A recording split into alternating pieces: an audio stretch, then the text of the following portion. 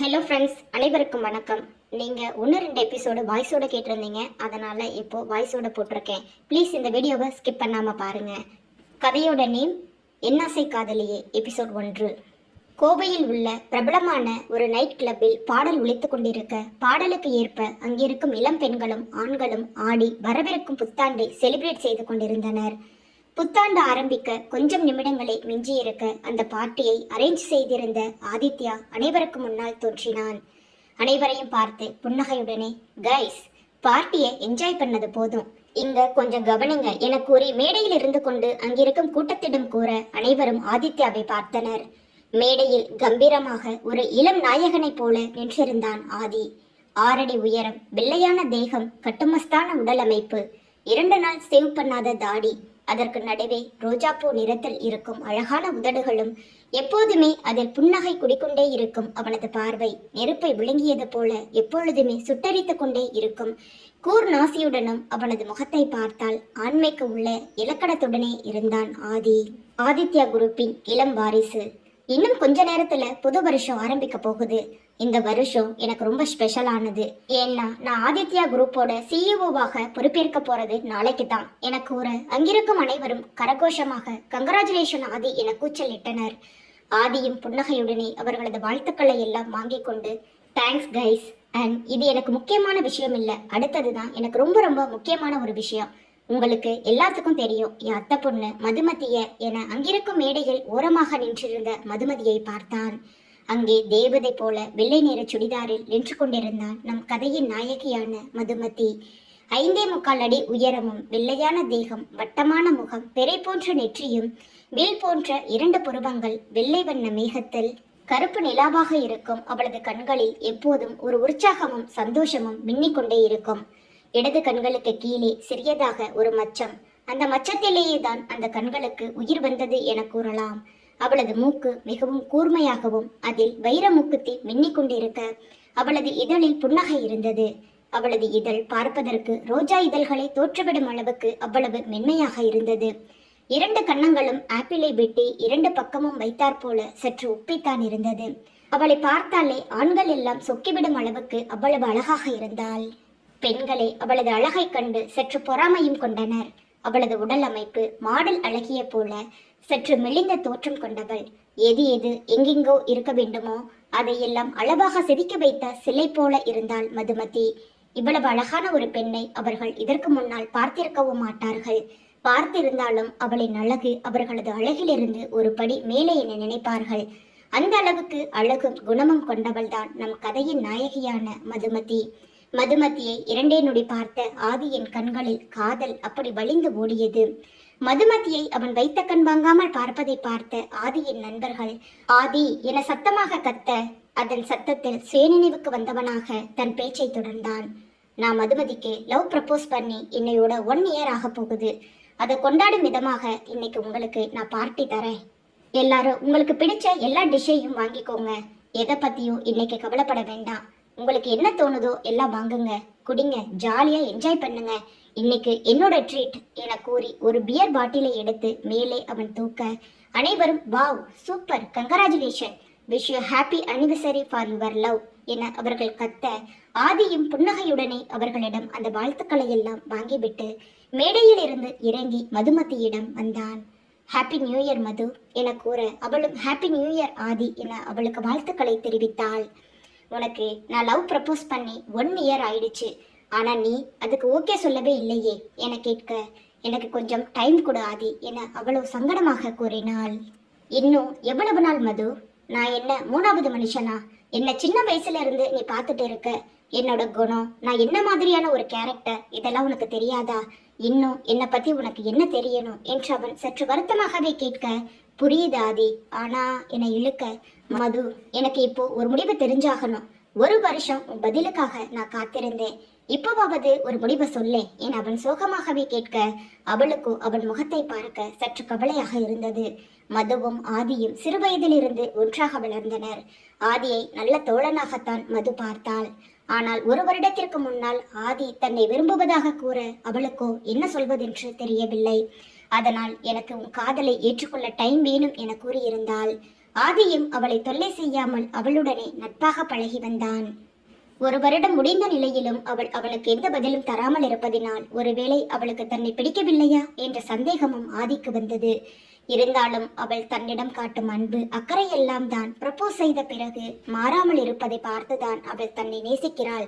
ஆனால் அதை கூற சற்று தயக்கப்படுகிறாள் என நினைத்துதான் இன்று நேரடியாகவே அவளிடம் கேட்டுவிட வேண்டும் என இந்த பார்ட்டியில் வைத்து அவளிடம் கேட்டுவிட்டான். மதுமதி ஆதியை கூர்ந்து பார்த்து, ஆதி, நம்ம 2 பேரும் சின்ன வயசுல இருந்து நல்ல ஃப்ரெண்ட்ஸா பழகிட்டு வரோம். ஒரு ஃப்ரெண்டா எனக்கு உன்னை ரொம்ப பிடிக்கும். நீ என்ன ரொம்ப நல்லா கேர் பண்ணி பாத்துக்கிற. எனக்கு என்ன பிடிக்கும் என்ன பிடிக்காதுங்கிறது என்னை விட உனக்கு தான் நல்லா தெரியும். ஏன் எங்க அப்பாவுக்கு கூட இதெல்லாம் தெரியுமான்னு தெரியல. ஆனா என்னை பத்தி உனக்கு எல்லாமே தெரியும். நான் எப்ப என்ன மாதிரி ரியாக்ட் பண்ணுவேன்னு உட்பட உனக்கு எல்லாமே தெரியும் ஆதி. என்னை பத்தி முழுசா தெரிஞ்ச உலகத்துல இருக்க ஒரே பர்சன் நீதான் ஆதி. என்னை மதுமதி கூறிக்கொண்டிருக்க ஆதிக்கோ உள்ளுக்குள் அவ்வளவு சந்தோஷமாக இருந்தது.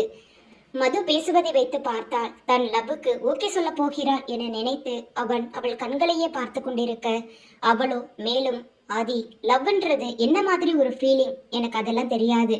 நான் அப்படி உணர்ந்ததும் இல்லை. ஆனா உன் கூட இருந்தா நான் சந்தோஷமா நிம்மதியா வாழ்வேன்னு மட்டும் எனக்கு தோணுது. நீ என்ன நல்லா பார்த்துப்பேன்னு எனக்கு தெரியும் ஆதி. அந்த நம்பிக்கையில தான் நான் உனக்கு ஓகே சொல்றேன். நம்ம 2 பேரும் கல்யாணம் பண்ணிக்கலாம் என மது ஒரு வழியாக தன் முடிவை கூறிவிட அதை கேட்டு வானத்துக்கும் பூமிக்கும் ஆதி பறந்தான். Thank you Madhu, I love you so much. நான் உன்னை ராணி மாதிரி பார்த்துப்பேன் என கூறி அவளை அணைத்து கொள்ள அவளும் அன்புடனே அவனை அணைத்து கொண்டாள். இருவரும் கட்டி பிடித்திருப்பதை பார்த்த அங்கிருக்கும் கூட்டம் அனைவருமே, மது ஆதியை கிஸ் பண்ணு, ஆதி மதுவை கிஸ் பண்ணு என அவர்களது பெயர்களை சொல்லி கத்த ஆரம்பித்து விட்டனர். அவளுக்கு சற்று வெட்கமாக இருந்தது. எல்லோரும் தன் பெயரை சொல்லி அழைப்பது அவளுக்கு அசௌகரியத்தை கொடுப்பதனால் அவனிடமிருந்து விலகி அவளது முகத்தை யாருக்கும் காட்டாமல் கீழே குனிந்து கொள்ள அவளது முகமே சொன்னது அவளின் மனநிலையை அவனுக்கு. அவளின் கண்ணசைவை வைத்தே அவள் என்ன மாதிரி உணர்கிறாள் என அறிபவனுக்கு அவளின் முகத்தை பார்த்து கண்டுபிடிக்க முடியாதா என்ன? உடனே அவளது மனநிலையை உணர்ந்து கொண்டு அங்கிருக்கும் தன் நண்பர்களிடம், கைஸ் போதும், மதுவை ஓவரா ஓட்ட வேணாம், எல்லாம் ஓகே ஆயிருச்சு, இன்னைக்கு பார்ட்டி மொத்தமா என்னோடதுதான் என கூறி அவனும் சந்தோஷமாக அங்கு இருக்கும் சரக்கு பாட்டிலை எடுத்து ஆடிக்கொண்டே அந்த கூட்டத்துடன் ஐக்கியமானான். மதுவோ ஆதி தன்னை இவ்வளவு நன்றாக புரிந்து வைத்திருக்கிறானே என சந்தோஷமாக அங்கு ஓரமாக நின்று கொண்டு அவன் ஆடுவதை என்ஜாய் செய்து பார்த்து கொண்டிருந்தாள். அவளது கண்களில் ஆதி மீது ஒரு அன்பு பாசம் என தெரிய மூளையில் இருக்கும் ஒரு கருப்பு உருவம் மதுமதியை வெறித்து பார்த்து கொண்டிருந்தது. அந்த கண்களில் கொலைவெறி அவ்வளவு தாண்டவமாட அந்த மனிதனின் உதடுகளில் இருந்து, நீ எவ்வளவு சந்தோஷமா இருக்கணும்னு நினைக்கிறியோ இன்னைக்கு இருந்துக்கோ, நாளையிலிருந்து உனக்கு சிரிப்புங்கிற ஒரு வார்த்தையே இல்லாம உன் வாழ்க்கையில நான் பண்றேன் என அந்த உதடுகள் கூற, யார் அந்த மனிதன்? எதனால் மதுமதி மீது இவ்வளவு கோபத்துடன் இருக்கிறான்? அடுத்து மதுமதியின் வாழ்வில் நடக்கப் போவது என்ன? பொறுத்திருந்து பார்ப்போம். எபிசோட் 2. ஆதி மது தன் காதலை ஏற்றுக்கொண்டதை நினைத்து மிகவும் சந்தோஷப்பட்டு கொண்டிருக்க அவனின் சந்தோஷத்தை தூரத்தில் நின்றவாறு மது பார்த்து கொண்டிருந்தாள். ஆதி சந்தோஷமாக தன் நண்பர்களுடன் என்றுமில்லாத அளவில் இன்று சந்தோஷமாக ஆடிக்கொண்டிருக்க அதை பார்த்து கொண்டிருந்த மது மனதில், ஆதி, எப்பவுமே நீ இந்த மாதிரி சந்தோஷமா இருக்கணும். நீ எப்படி என்ன சந்தோஷமா பார்த்துப்பியோ அதே மாதிரி நானும் தான் உன்னை சந்தோஷமா பார்த்துப்பேன். ஐ லவ் யூ என்று மனதிற்குள் கூறிக்கொண்டவள் சந்தோஷமாக நின்று கொண்டிருந்தாள் தன் காதலனை பார்த்தவாறு. இது அனைத்தையும் ஓரமாக நின்று கொண்டு பார்த்து கொண்டிருந்த கௌதம் கண்கள் கோபத்தில் சிவந்து அவர்களை பார்த்து முறைத்து கொண்டே நின்றிருந்தான். மது, இன்னைக்கு நீ எவ்வளவு சந்தோஷமா இருக்கணும்னு நினைக்கிறியோ அந்த அளவு சந்தோஷமா இருந்துக்கோ மது. இன்னும் கொஞ்ச நேரத்துல நீ அழுக போற. வரப்போற நியூ இயர்ல நீ சந்தோஷமா இருக்கலாம்னு நினைக்கிறியா? அது மட்டும் நடக்கவே நடக்காது. இந்த புது வருஷத்தை நீ அழுகையோட தான் ஆரம்பிக்க போற. இனி உன் வாழ்க்கையில சந்தோஷங்கிற ஒரு வார்த்தைக்கு கூட இடமில்லாம நான் பண்ணதா போறேன் என மனதுக்குள் வன்மமாக நினைத்தவன் நியூ இயர் ஸ்டார்ட் ஆக போற அந்த நொடிக்காக காத்து கொண்டிருந்தான்.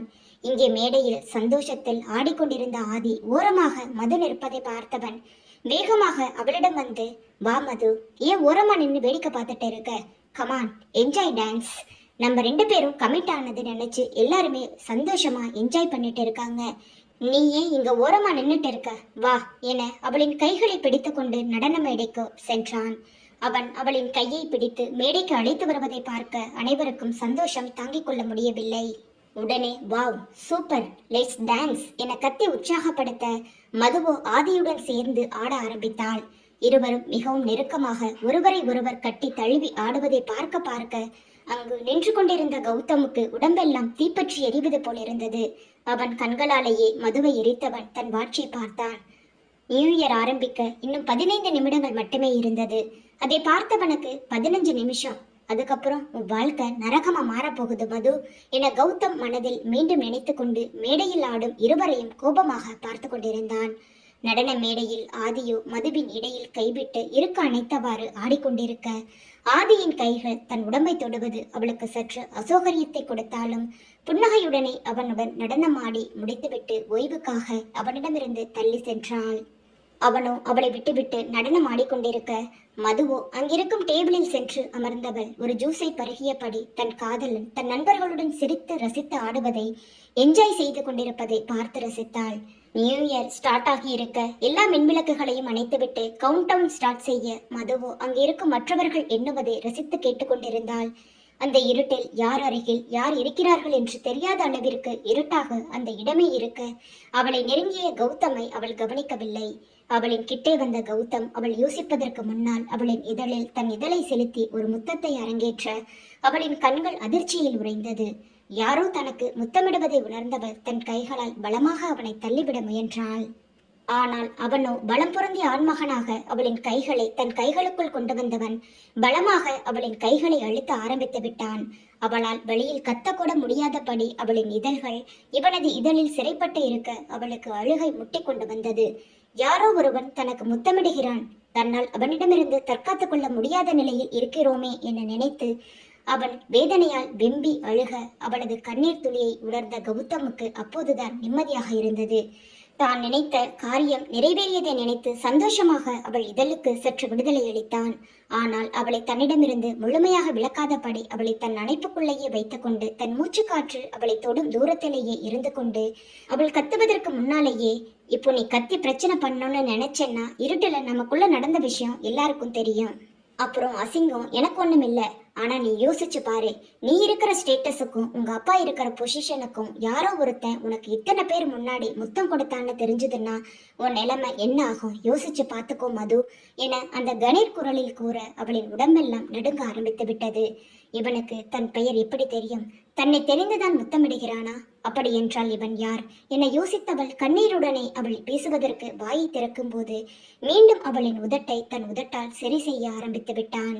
அவனுக்கு அந்த உதட்டை தீண்ட தீண்ட ஒரு சொல்ல முடியாத உணர்வு கொடுத்ததாலேயே அது இன்னும் வேண்டும் என்று தோன்ற அந்த ரோஜா வண்ண இதழை தனது கொடூரமான பற்களினால் கடித்து ருசித்து கொண்டிருக்க, சுத்தி இருந்த அனைவருமே அந்த இடத்தில் புது வருடத்திற்கான கவுண்ட் டவுன் 3, 2, 1 என நிறைவு செய்து wish you happy new year என அனைவரும் அங்கே சந்தோஷமாக கத்தி தன் வாழ்த்துக்களை ஒருவருக்கொருவர் பரிமாறிக்கொண்டிருந்தனர். இங்கே கௌதம் அவள் இதழை ரசித்து ருசித்து சாப்பிட்டு முடித்த பின் அவளிடமிருந்து விலகி, wish you short new year Madhu, இன்னையிலிருந்து உன் வாழ்க்கை மோசமாக போகுது. நீ வாழ போற ஒவ்வொரு நிமிஷமும் ஏண்டா வாழ்றோன்ற மாதிரி நினைக்கிற மாதிரி நான் செய்வேன். Once again wish you short new year Madhu என கூறி அந்த உருவம் இருட்டில் இருந்து மறைந்து போக அவளோ பிரம்மை பிடித்தவள் போல அப்படியே நின்றிருந்தாள். யார் அவன்? தன்னை முத்தமிட்டது யார் என அவள் தெரியாமல் இருக்க, கௌதம் அங்கிருந்து சென்றதற்கு பின்னாலேயே விளக்குகள் எல்லாம் ஆன் ஆனது. யார் தன்னை முத்தமிட்டது என அவள் பதட்டமாக தேடிக்கொண்டிருக்க, ஆதி தள்ளாடியபடியே மதுவிடம் வந்து, மது இங்கென்ன பண்ணிட்டு இருக்க, விஷ் யூ ஹாப்பி நியூ இயர்ப்பா என கூறி மதுவை அவன் நினைத்து கொண்டு, நீ நினைச்ச மாதிரி உனக்கு எல்லாம் இந்த வருஷம் அமையறதுக்கு நான் என்னால முடிஞ்ச எல்லா ஹெல்ப்பும் பண்றேன். நீ சந்தோஷமா இருக்கணும் Madhu, I love you so much என கூறி அவளிடமிருந்து விலகிய ஆதி போதையில் தள்ளாடியபடியே, வா எல்லாரும் உனக்காக காத்துட்டு இருக்காங்க என அவளின் கையை பிடித்து இழுத்தான். ஆனால் அவளோ அந்த இடத்தில் நின்று கொண்டு யார் அவன் என அவள் மூளைக்குள் ஓடிக்கொண்டிருந்தது. ஆதியோ அவள் நிலையை உணராமல், மது என்ன பண்றவா, எல்லாரும் அங்க கேக் கட் பண்ண போறாங்க என தள்ளாடியபடி அவளை அழைத்து கொண்டு அங்கே சென்றான். அவளுக்கு அந்த இடத்தில் நிற்கவே முடியவில்லை. அவளது மனம் முழுக்க நிலையில்லாமல் துடித்து கொண்டே இருந்தது. யார் தன் வாழ்க்கையை கெடுக்க திட்டம் தீட்டியது? யார் அவன்? எதனால் தன் மீது இவ்வளவு கோபமாக இருக்கிறான் என புரியாமல் மது யோசனையில் இருக்க, போதையில் இருந்ததால் ஆதிக்கு அவளது எண்ணம் புரியவில்லை. கேக்கை கட் செய்து அனைவரும் சந்தோஷமாக இருக்கும் பொழுது அவளின் முகம் மட்டும் வாட்டமாக இருப்பதை யாரும் கவனிக்கவில்லை. எல்லோரும் புது வருடம் பிறந்ததை நினைத்து சந்தோஷமாக என்ஜாய் செய்து கொண்டிருக்க, மது மட்டுமே கவலையில் இருந்தாள்.